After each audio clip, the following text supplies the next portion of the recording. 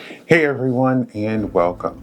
Today we'll be talking about season 2 of Percy Jackson and the Olympians. Fun fact, the art in the end credits has Easter eggs that hint at events that happened throughout the season. This season came out in 2025 and stars Walker Scobell, Leah Sava Jeffreies, and Aryan Simhadri, and was created by Riordan and Jonathan E.Steinberg. So, without further ado, let's get right into it.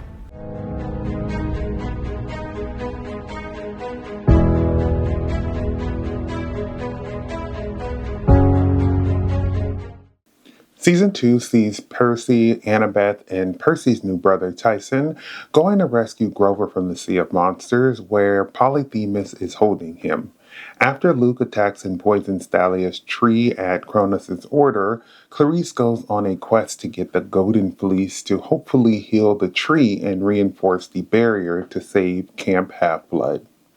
Percy Jackson and the Olympians is based on a book series, so the foundation is laid out, but they will make changes if they want. I have read the first in the series and seen the two movies, but with season 2 focusing on the Sea of Monsters, this was relatively new territory, since from my understanding, the movie changed a lot. I was excited to continue the story and see how this journey ties into Percy stepping more into his role of a demigod and figuring out how to stop a war between the demigods backed by Kronos and deadbeat parents, aka the gods. I think the season started a bit slow, but once they were on the mission, it picked up and had me interested in how they were going to save the day.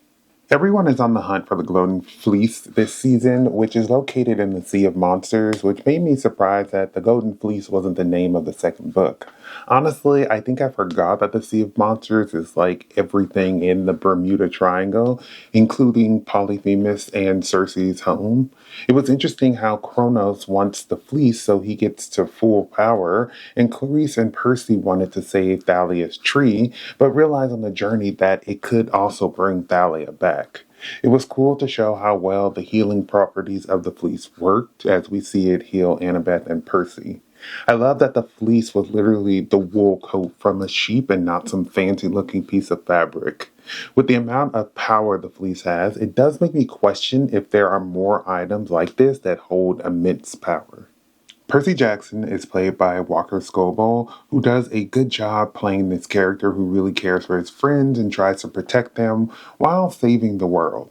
It's interesting to see how that is his fatal flaw, as stated by Circe, as he sacrifices himself to try and let Annabeth get past the sirens, and later saves her when she's with Luke and going after Grover over, the fleece. While it could be seen as a weakness, it also creates friends since he works with a lot of these demigods to save camp. He's very protective of his newfound brother Tyson, even if at first he's annoyed with him, but by the end, I love their relationship and how much they meant to each other.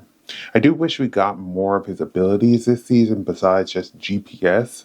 I love how even though there is a prophecy about him saving or destroying Olympus, he doesn't just sit still, but still tries to be a hero. I hope he practices his fighting skills though, because he got his butt whooped by Luke in the finale. Percy is accompanied by friends and enemies who become friends on this journey. Annabeth, played by Leah Sava Jeffreies, is the daughter of Athena, who tries to save Percy by telling Clarice not to pick him for the quest. She is super strategic, smart, and has photogenic memory, which helps them, get out of many binds and exploit their foes' weaknesses. Grover, played by Aryan Simhadri, is being held by the Cyclops Polyphemus, and he makes this empathy link so he and Percy can talk to each other and share where he is. I love how compassionate he is, how courageous he is on this journey to find Pan, and how he was so smart he could survive Polyphemus, even though we later learned that Polyphemus actually knew Grover wasn't a bride. Grover also shows how other mythical creatures in this universe aren't all evil, and some work together with the gods and demigods. Tyson is introduced first as a friend that Sally kind of takes in, but later it is revealed to be Percy's brother, played by Daniel Deemer. He is invulnerable to fire, amphibious, has great hearing, and is strong. There are so many demigods scared of him because he's a Cyclops, but he is the kindest person in the show so far and will do anything for his new family. Clarice, played by Dior Goodjohn, is a foe of Percy and a daughter of Ares, so she is a great fighter, but she is quite a bit aggressive and doesn't really plan ways to win battles, but wins more with brute force. She starts off trying to impress her dad by completing this quest and proving that she is fierce and strong, and which, rubs a lot of people the wrong way. She is set on completing the mission and feels that she has to do it alone, and with the kindness from Percy and Annabeth and Grover, she realizes that she doesn't have to fly solo all the time, and help sometimes is very beneficial. She grew on me a lot this season because I could slowly see how she was realizing that as much as she wanted to back her father and hate Percy, Percy was on her side, and fighting with him instead of working with him was slowing them down. Kronos the Titan needs the fleece to heal and enact revenge on his kids. He uses Luke, who creates a rebellion of demigods and monsters, to help do this. Luke, played by Charlie Bushnell, hasn't done anything to get me to like him, and I think everyone defending him makes me hate him more because he's just out here stabbing people and putting lives in danger, and his dad wants Percy to help save him, which, hello, you could help your son. Beatrice Kisos, played by Allison Sims, who I would say is Luke's right hand, is a daughter of Apollo, hence her using archery as her primary skill. I love seeing how when Luke was having second thoughts, Kronos went to her, which shows that Kronos is just using them, which I hope we get to see more of. She was actually annoying to me because she was in the way of the heroes, but seemed scared to fight in close combat, so she stayed shooting arrows. Of course, Luke recruits monsters as well, which seem dumb but are very useful as we see giants making fireballs. The camp has some people inside who were on Luke's side as well, so I'm interested to see if they weeded all of them out or if there's still more of them. A cool thing about Percy Jackson's books and the show is that they teach younger generations about Greek mythology in a more palatable way. As someone who enjoys looking and learning about mythology, I can see how the information can be overwhelming if not presented correctly. There's so much introduced in season one, and with this season, we get more Greek mythology like Lastrygonians, who were man eating giants, Stymphalian birds, which have razor sharp beaks, sirens, who lure people to their death, hippocampus, who were just so adorable, Charybdis, Scylla, Tantalus, and Circe, just to name a few. And it's cool to introduce so much new stuff while continuing this story that follows Percy Jackson and his friends. Going into this season, I did forget this was a kid/young teen show, so the violence and blood are minimal. Luke is being influenced by Kronos, but there is only so much I can say is justified by that, and in my head I was thinking they should be aiming to take him down instead of hoping he will just come around. Some of the battles see the heroes holding back, but it always looks like he is aiming to kill. I feel like there is so much emphasis on people saying they don't think Luke is evil and that he could come around, but he doesn't show it. It feels like the heroes have this optimism that is seen sometimes in younger kids that he's not really evil, but the only reason I question it is because they've seen him do so much evil. I'm not saying this show needs to highlight bloody fights and violence, but I do think a lot of the fights play it very safe.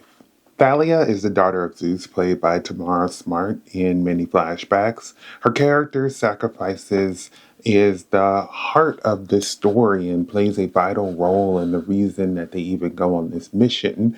It was interesting to learn so much about her via Annabeth and learn about their relationship that she had with Luke and Grover as well. I'm glad in the end she survives and they give a glimpse at how powerful she is as one of the kids of one of the big three, which means she could be a part of the prophecy. One thing they failed to bring up, which I really think they should have, is letting us know if the camp will be safe without her being in the tree. It's confusing because the tree helped create a strong barrier, but does her being out of the tree create a weak barrier now? Because we see how Luke isn't scared to launch an attack even with the barrier there. We learn in the finale that she didn't actually get killed by the Furies, but that they told her something Zeus did not want her to hear, and when she refused to stay at camp, he turned her into a tree and spread this false story.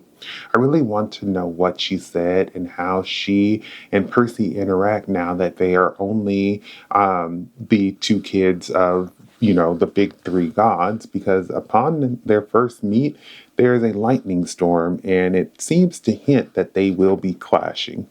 The adults in the show suck, but what else would you expect when the kids at the camp have never met their godly parents? And if they have met their parents, it's probably just briefly.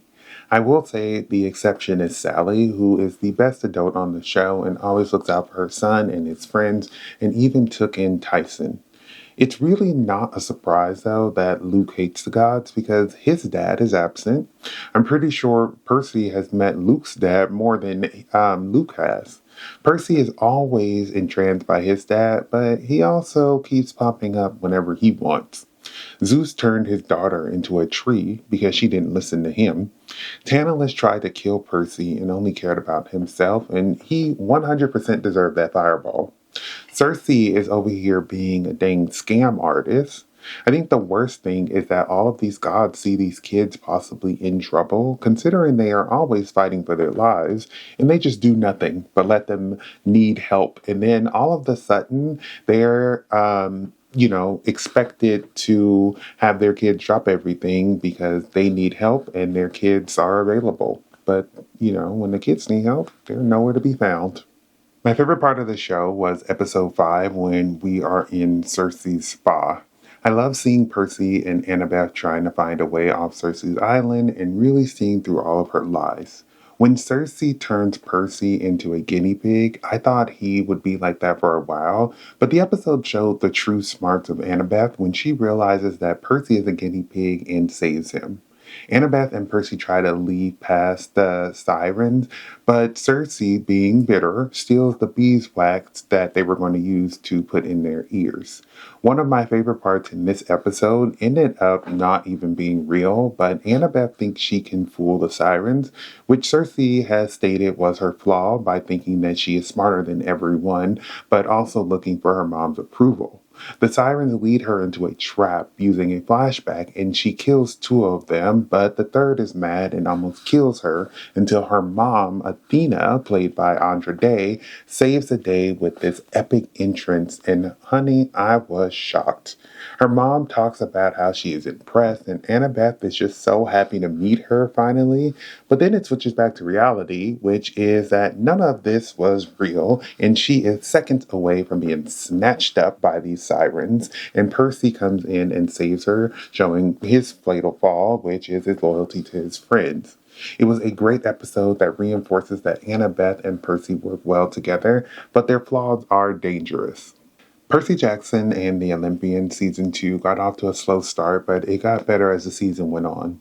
It's interesting to see this journey while learning about Greek history because I love it when a show or movie encourages me to look up stuff. I'm glad they announced season 3 already so we don't have to wait long to see how the story keeps going. Thank you for watching my video. I would love to hear your thoughts down below in the comments. If you have not subscribed, please do so you can keep up to date with more of my videos. But besides that, everyone stay safe, have fun, and goodbye.